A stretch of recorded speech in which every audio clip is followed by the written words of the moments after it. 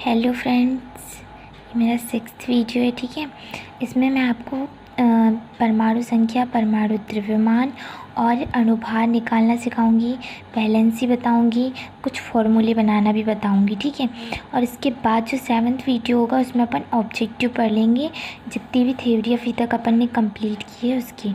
ठीक है, तो पहले देखते हैं अपन परमाणु संख्या मतलब एटॉमिक मास क्या होता है, कैसे निकालते हैं। ठीक है, तो परमाणु संख्या जो होती है किसी भी एटम के अंदर प्रोटॉनों की संख्या के बराबर होती है। मतलब जितने प्रोटॉन्स होंगे वो ही उसकी क्या होगी, परमाणु संख्या होगी। जैसे हाइड्रोजन की बात करते हैं, हाइड्रोजन में एक प्रोटॉन्स होता है तो उसकी एटॉमिक नंबर भी क्या होगा, 1 होगा। हीलियम की बात करते हैं तो हीलियम में 2 प्रोटॉन्स होते हैं, उसका एटॉमिक नंबर भी क्या होगा, 2 होगा। ऐसे ही अलग अलग अपन एटम का क्या निकाल सकते हैं, परमाणु संख्या निकाल सकते हैं, एटॉमिक नंबर निकाल सकते हैं। ठीक है, अब बात करते हैं मास नंबर यानी द्रव्यमान संख्या की। तो जो द्रव्यमान संख्या होती है वो प्रोटॉन प्लस न्यूट्रॉनों की संख्या के, प्रोटॉन और न्यूट्रॉनों की संख्या के योग को क्या बोलते हैं, द्रव्यमान संख्या बोलते हैं, मास नंबर। ठीक है, अब जैसे एग्जांपल के लिए मैं हाइड्रोजन ही ले लेती हूँ। ठीक है, हाइड्रोजन का मुझे मास नंबर निकालना है, द्रव्यमान संख्या। तो क्योंकि इसमें एक ही प्रोटॉन होता है, एक ही न्यूट्रॉन होते हैं, तो इसका मास नंबर क्या हो जाएगा, 2 हो जाएगा। ठीक है, वैसे हीलियम का निकालेंगे, इसमें 2 प्रोटॉन होते हैं और 2 ही न्यूट्रॉन होते हैं, तो इसका मास नंबर क्या हो जाएगा, 4 हो जाएगा। लिथियम की बात करते हैं तो इसमें 3 प्रोटॉन होते हैं पर जो न्यूट्रॉन्स होते हैं वो 4 होते हैं। ठीक है, कुछ एलिमेंट्स ऐसे हैं जिसमें न्यूट्रॉन्स की जो संख्या है वो प्रोटॉन से थोड़ी ज़्यादा होती है। जैसे लिथियम हो गया, बेरिलियम हो गया, बोरान हो गया। तो लिथियम में क्या होते हैं, 3 प्रोटॉन्स होते हैं और 4 न्यूट्रॉन्स होते हैं, तो इसका मास नंबर क्या हो जाएगा, 7 हो जाएगा। वैसे ही बेरिलियम की बात करते हैं तो बेरिलियम में 4 प्रोटॉन्स होते हैं, 5 न्यूट्रॉन्स होते हैं, तो इसका मास नंबर 9 हो जाएगा। ठीक है, वैसे ही बोरान की बात करते हैं तो 5 प्रोटॉन्स होते हैं और 6 न्यूट्रॉन्स होते हैं, तो इसका मास नंबर क्या हो जाएगा, 11 हो जाएगा। ठीक है, तो ऐसे ही अपन क्या निकालते हैं, द्रव्यमान संख्या निकालते हैं।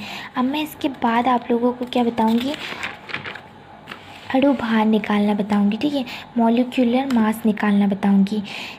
जब क्या होता है, एक से ज़्यादा परमाणु मिलते हैं तो क्या बनता है, अणु बनता है। जैसे एग्जांपल के लिए ऑक्सीजन और ऑक्सीजन, ये 2 परमाणु हो गए, 2 एटम्स हो गए, 2 एटम्स मिले तो हमारे पास क्या बना, एक ऑक्सीजन का अणु बना। ठीक है, एक ऑक्सीजन का मॉलिक्यूल बना।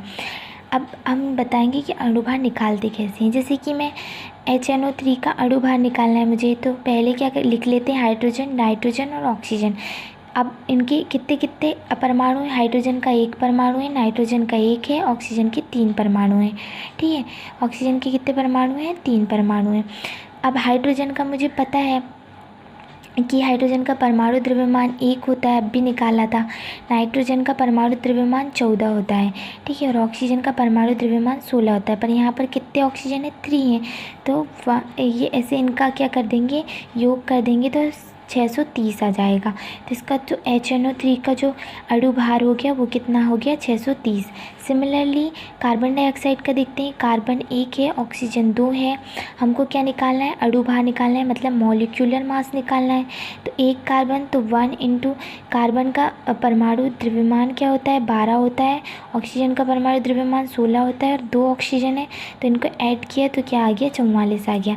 वैसे ही कैल्शियम सल्फेट ले लेते हैं, तो कैल्शियम का जो परमाणु द्रव्यमान होता है वो 40 होता है, सल्फर का 32 होता है और ऑक्सीजन का क्या होता है, 16 होता है, पर यहाँ कितने हैं, 4 ऑक्सीजन है तो 64 हो गया।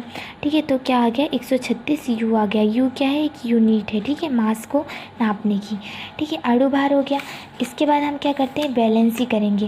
वैलेंसी मतलब क्या होता है, संयोजकता। संयोजकता किसे कहते हैं, किसी भी परमाणु के बाह्यतम कोश में उपस्थित इलेक्ट्रॉनों की संख्या को संयोजकता या वैलेंसी कहलाती है। जैसे लिथियम ले लेते हैं, लिथियम का परमाणु संख्या क्या होती है, 3 होती है, तो इसकी पहली कक्षा में 2 इलेक्ट्रॉन आएंगे। जैसे नील्स बोर का भी मैंने 5th वीडियो में बताया था कि पहली कक्षा में 2, दूसरी कक्षा में अधिकतम 8 इलेक्ट्रॉन आते हैं। ठीक है, तो उसी से अपन इलेक्ट्रॉन को भरते हैं।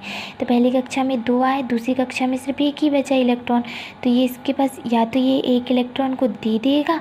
ठीक है, वैसे देना ही आसान होगा क्योंकि अब यहाँ पर अधिकतम 7 इलेक्ट्रॉनों की ज़रूरत है, तभी अष्टक पूर्ण होगा।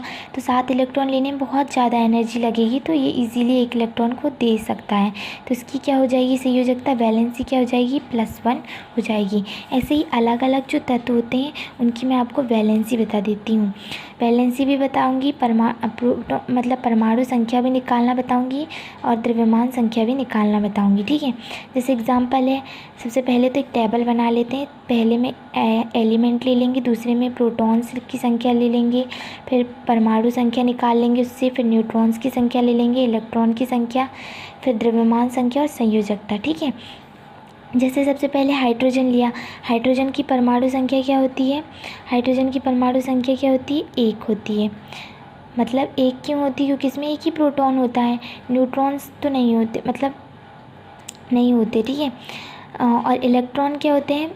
न्यूट्रॉन्स भी 1 होता है, सॉरी हाँ, न्यूट्रॉन्स भी 1 होता है। इसमें हाइड्रोजन में एक ही प्रोटॉन्स होता है, एक ही न्यूट्रॉन्स होता है, इसलिए इसकी द्रव्यमान संख्या 2 हो गई।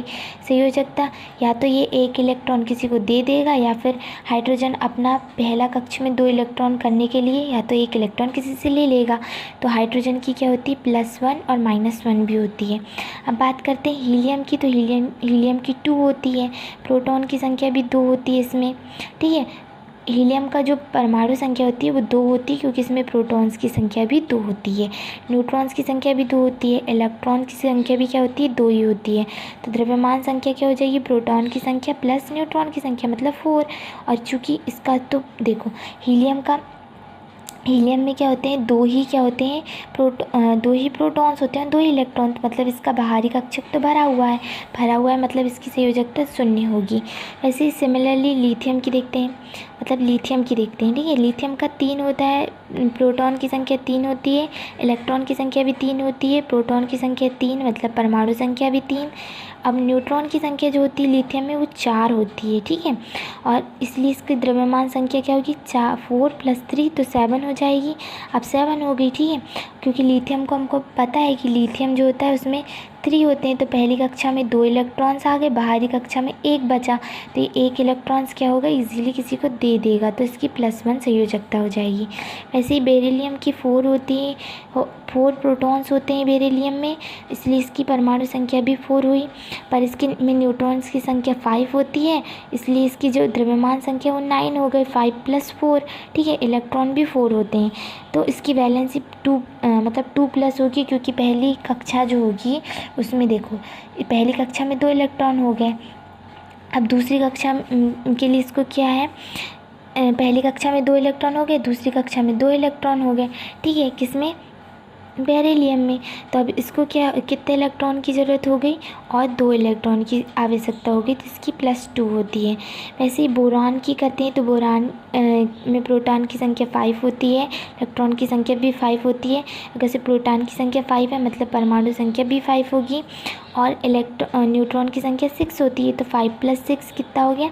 11 हो गया। तो द्रव्यमान संख्या 11 होती है, उसकी संयोजकता +3 होती है। कैसे 3 होती है?